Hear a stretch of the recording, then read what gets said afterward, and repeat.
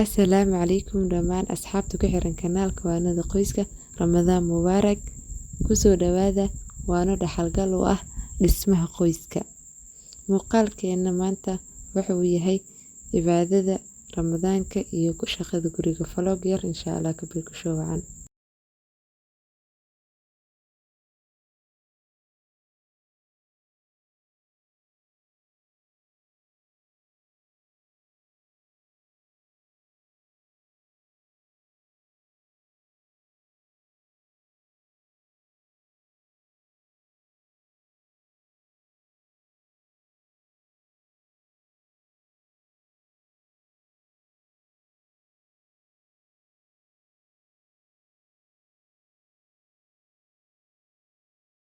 Halkaan waxaa inooga bilaabanaya rutiinkeena maanta shaqada aan qaban lahayn maanta iyo caawa ilaa laga gaarayo maalinta xigta 12keeda. Insha Allah waxaan ka wada arki doonaa shaqooyinka aan qabanayo. Marka hore waxaan biloobay inaan diyaarsado to-do listigeyga. Shaqada aan qaban lahaa maanta oo dhan ilaa caawa. Waxaan qoranayaa wax alla wixii niyadeeda ku jiray ama tilaabo walba aan qaadi lahaa. Hooyo walbana waxaa loogu baahan yahay sidaan inay sameyso oo ah in howlahaada intaadan tilaab qaadin ka hor aad qorsheysid si howlaha kuu fududaadaan aadna u sii fahamtid shaqada kuu taasha iyo waqtiga qaban lahayd. Sidoo kale nasiino ayaad helaysaa wax cashwaa'i ama isku qasitaan ahne ma dareemi doontid. Sidoo kale waxaa kaa yaraanaya walwalka maxaa yeelay shaqo hadaad qaban weysa ama aad ka caajistid walwalkeeda ayaa fara badan. Sidoo kale meeshan waxaan ku qortay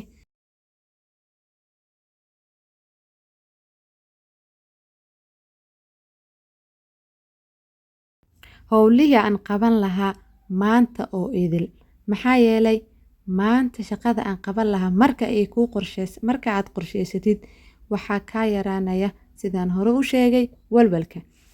Aan ku hormaro fadliga Qur'aanka Kariimka. Ilaahay Subxaanahu wa Ta'aala kitaabkiisa oo la akhriyo waa nimco iyo barwaaqo adduun iyo aakhiraba. Waa mid Qur'aanku waa mid ku shafeeca qaadaya maalinta qiyaamaha. Can Cabdillaahi bin Mas'uud waxaa laga wariyay inuu dhahay qaala Rasuulullaahi sallallahu alayhi wasallam man qara'a xarfan min kitaabillahi falahu bihi xasana wal xasanatu bi'ashri amthaliha la aqulu alif lam mim xarf ولكن ألف حرف وميم حرف ولام حرف وميم حرف. عبد الله بن مسعود waxaa laga wariyay inuu dhahay rasuulka Ilaahay sallallahu alayhi wasallam wuxuu dhahay qofkii akhriya xaraf kamida kitaabka Ilaahay wuxuu helayaa xasano. Xasanada jibaaraya 10 jeer. Ma dhahayo dhahay alif lam mim waa hal xaraf ee alifku waa xaraf laamkuna waa xaraf halka miimkuna uu yahay xaraf. Fadligan faraha badan iyo bishaan barakeysan ee Ramadaan haddii aad ugu faa'iideysato waqtigaada oo aad Qur'aanka gelisid waxaad helaysaa ajir fara badan. Imaam Malik markii bisha Ramadaan la gaaro wuxuu ka tagi jiray majaalis cilmi wal xadiis wuxuuna uu akhrin jiray oo u go'i jiray musxafka Qur'aanka Kariimka. Sidaas la mid ah dadkaas wanaagsanaa ee saxaabadii hadiiba sidaas ay sameyn jireen ayagoo Nabiga sallallahu alayhi wasallam ee la noolaayeen bal ka waran annagana maxaa naga la rabaa inaan bishaan fadligeeda faraha badan aan ugu faa'iideysano Qur'aanka inta hadii aan ugu baxo waxaan rabaa adkaaru sabaax waxa labaad ee aad maanta aad waqtigaada ku bixin lahayd maalintaada aad ku biloobi lahayd Qur'aanka iyo adkaarta sabaaxa wax ka fiican ma lahan. Adkaaru sabaax waxaan ognahay inay tahay qofka muslimka u tahay gaashaan. Haddii aad adkaartaas badisid waxaa Ilaahay Subxaanahu wa Ta'aala aad ka magan gashay sharta shaydaanka iyo sharoo dhan bili aadamka shartiisa wax waliba oo dhibaato Ilaahay ayaad ka magan gashay. Sidaas la mid ah adkaarta waa muhiim inaad ku bilaabatid. Waxaan kala ogaaday maalinta adkaar iyo Qur'aan aad maalintaada ku bilaabatid inay ka wanaagsan tahay maalinta kale. Malaha wax caajis wax culeysana malahan howlaha guriga iyo caruurta iyo wax waliba oo dantaadana Ilaah baa fududeynaya.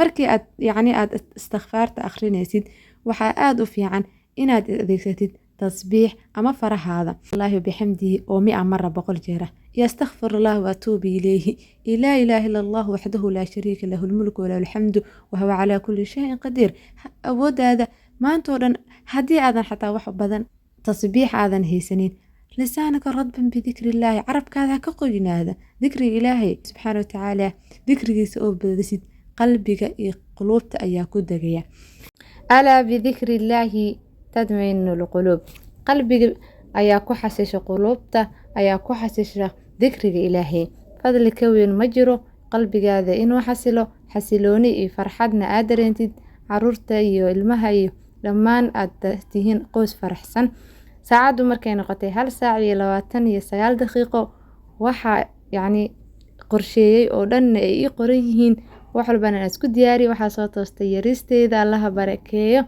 waxaana u diyaarin rabaa quraac waa ilmo yar quraacda xilligeedii ayaa la gaaray hooyo hadaa tahayna sidaas sidoo kale ayaad u diyaarsan kartaa waqti walbana waxaa loo baahan yahay adigoona wax dhibaato wax culays aan dareemin cunno fudud ilmahaadana Ilaahay subhanahu wa ta'ala ee ku siiyay rabbigaad ugu mahad celisay inaad u sameysatid ma aha wax kalif naftan inaa kaliftid ma ahan laa yukallifu Allahu nafsan illa wus'aha saacadu markay noqotay 3 saac 5 daqiiqo waxaan isku diyaariyay salaatu duxada fadligeedana waxaa kamida nabiga ayaa laga wariyay sallallahu alayhi wasallam annahu qaal yusbih ala kulli sulama min ahadikum sadaqa fa kullu tasbihatin sadaqa wa kullu tahmidatin sadaqa wa kullu tahlilatin sadaqa wa kullu takbiratin sadaqa wa'mur bil ma'ruf sadaqa wan nahy 'anil munkari sadaqa wa yujzi min dhalika rak'atan yarka'huma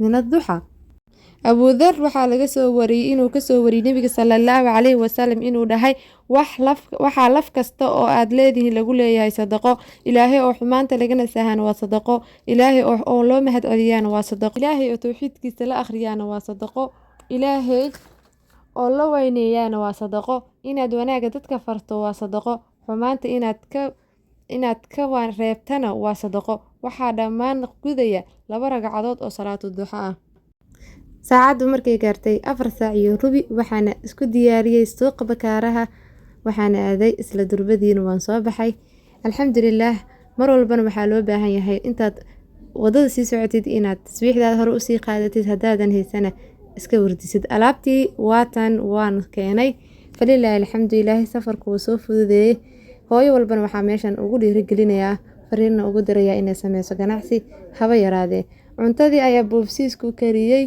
oo aan rabaa inaan cunno aan dib lahayn oo wax tacibaan lahayn cunno fudud oo caafimaad leh inaan u sameeyo oo nafteyda u sameeyo si cibaadadeeda iyo waqtigeega shaqadeedii howlahayga kale iyo nasiinadeedaba aan ugu raaxeysto maxaa yeelay nafteydu waxay u baahan tahay wax waliba oo wanaag ah wax waliba oo nasiina ah nafteeda ayaa u baahan naf kasta oo muslimna way u baahan tahay isla habeenkii bacdal cisha waxaan ku soo noqday masallihii waxa ii qabsoomay meeshii howlay inay hirgaleen waan qiimeeyay saacad 3 saac markay noqotayna waxaan isweydiiyay maxaa ku dhiman waxa ii dhiman waxay tahay waa inaan seexdaa marka waxaas hadii shaqo marka la qabto tig la saaraay maxaa u saaraysaa waxaan isdhaa waxba ha saarin shaqo walba qofku waxa loo baahan yahay markuu qabto dabadeed inuu tagto saaro xilli dambe ayaan soo toosay waan seexday waan soo toosay falillahi alxamdu waan daalnaa maantii oo dhan maana nasanin intii dhan maanta qodbahan dhan ilaahay uu hirgeliyay laakiin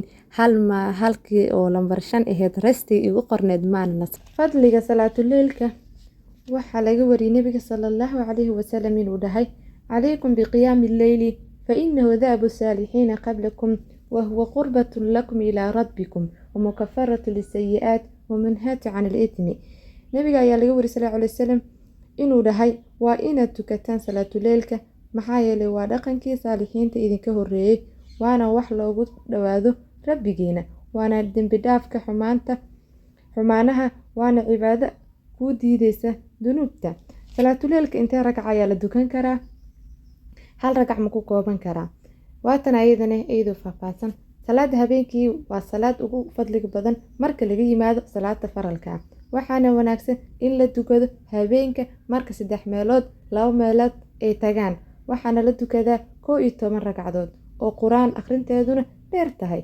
hase ahaatee qofkii caajisa wuxuu tukan karaa 2 ragcado intaas ka yar ama 1 ragco, wuxuuna tukan karaa laga bilaabo marka salaada cisho laga baxo ilaa laga gaadho aadaanka salaada subax, xitaa ha noqoto 1 ragcad oo aad habeenkii tukato, waxaana lagu xisaabinayaa salaatuleyl.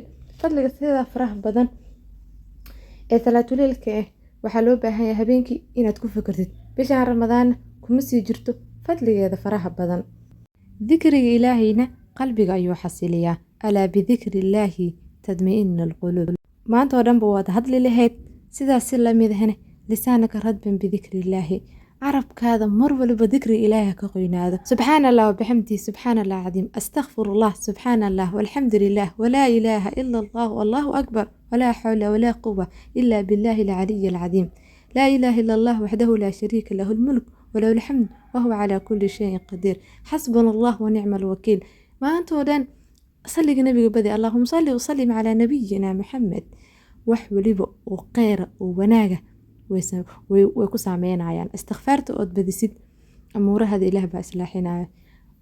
salliga nabiga aad badisid himada dunya ayaa lagaa qaadaya. saacaddu waa 10 saac. leelka intaa kadib waxaan isku diyaariyey waqtiga saxuurta. saxuurtana waxaa fiican in xilli dambe la saxuurto. inuu nabiga dhahay saxuurtu waa baraka, tasaxaruu fa ina suxuur baraka. markaa suxuurti dabadeedna waxaan isku diyaariyey ragcataan alfajar, 2 ragcadood ee ka horeysa salaada subax, waxayna ka qeyr badan tahay adduunka waxyaalo oo dhan. ragcataan alfajar khayrun addunya wamaa fiiha.